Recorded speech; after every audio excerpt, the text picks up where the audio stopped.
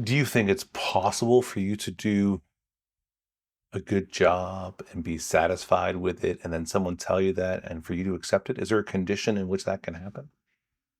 Yeah, I've come kind of a long way towards that. Uh-huh. Um,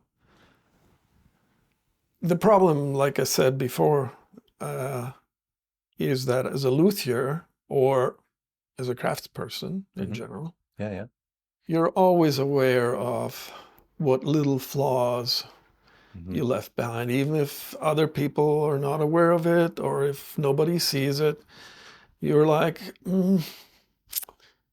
either it's something I could have done this better, or I could have done this way, Yeah, or I could have this, yeah, yeah. or damn it, I hope they never see that.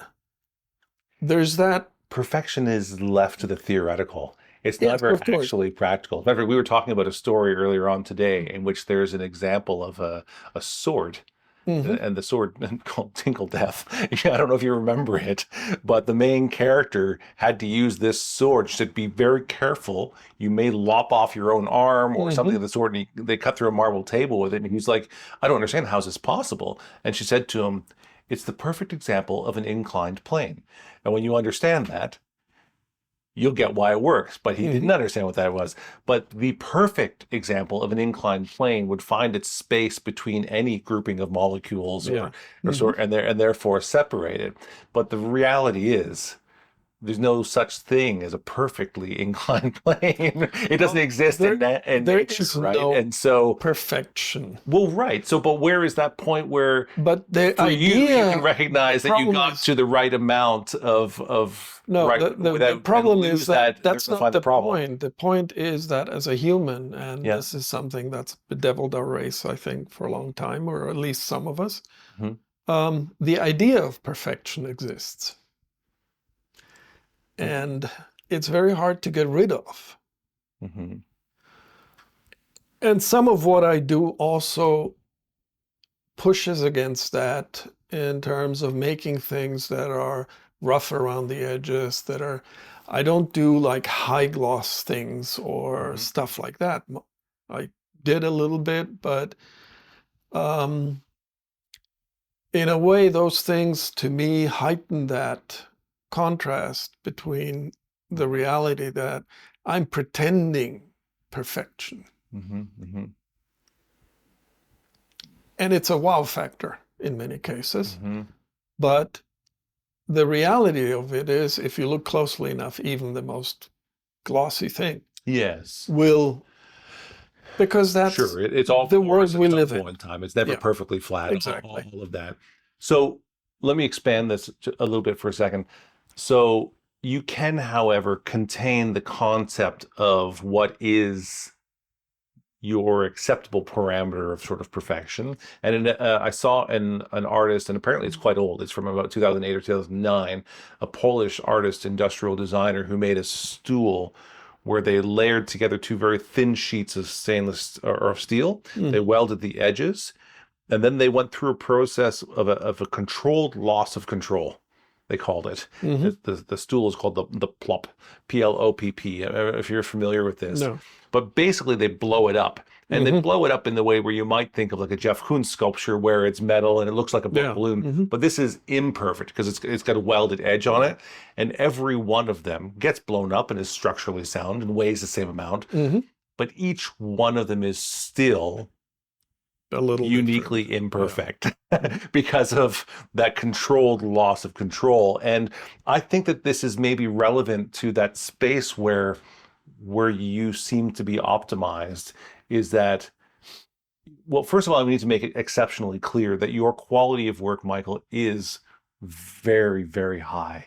It's as good as Well, anyone's. that's the Your frustrated fret perfectionism. jobs, all the function of your guitars, Mm. all that stuff is actually very, very high. So I don't want any of our listeners or viewers to think that your guitars are imperfect. Well, But there thank you. is a bit of a controlled loss of control, sort of in what you're doing, in the way where you also choose not to make that glassy plane. There's always a bit of,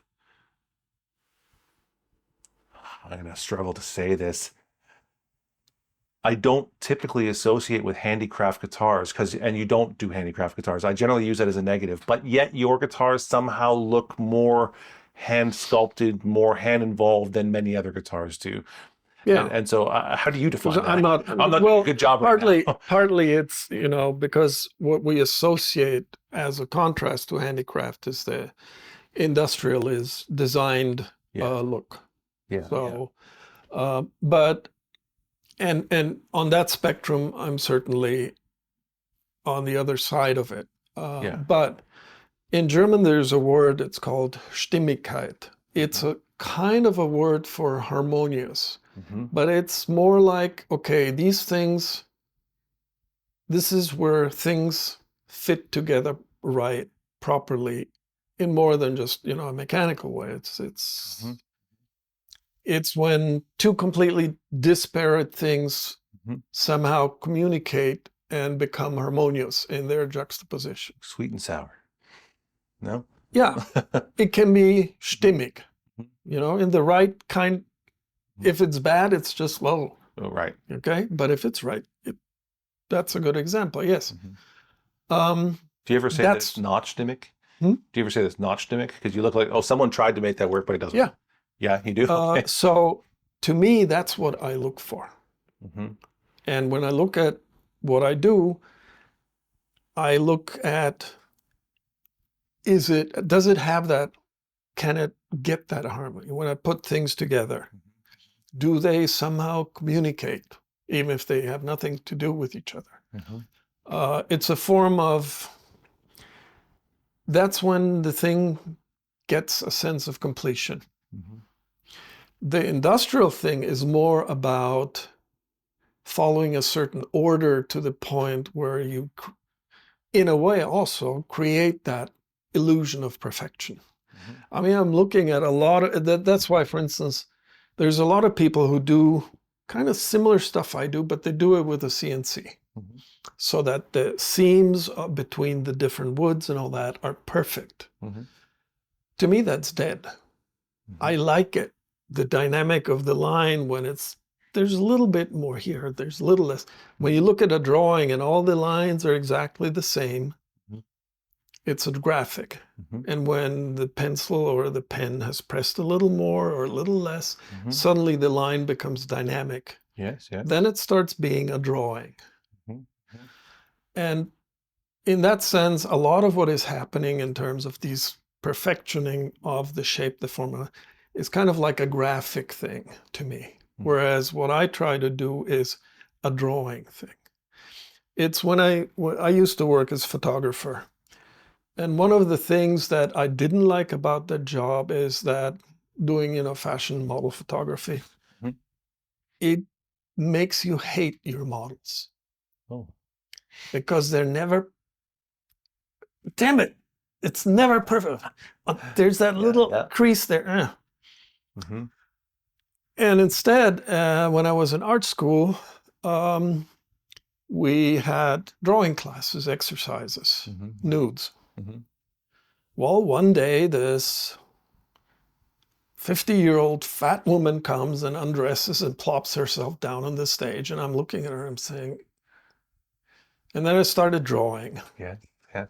And in the drawing process, you fall in love. Because what you're doing is you're actually seeing. You're not trying to create kind of a perfect thing out of something that, and suddenly this, 50-year-old, 200-pound woman, you discover the beauty in there. You're not working against what is the issue with a lot of fashion photography, this kind of aesthetic ideal that is not realistic.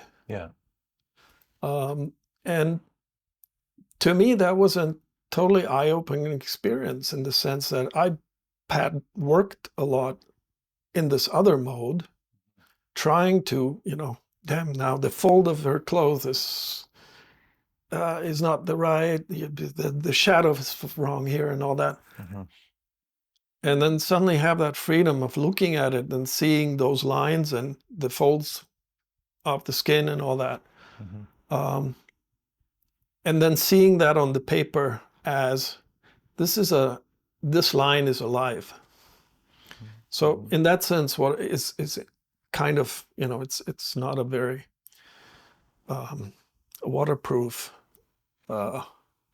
comparison, but Yeah. I would say you could call one thing the graphic thing and the other thing the drawing. Okay, so Because the drawing implies you have to look and you have to see. Thank you for watching and listening.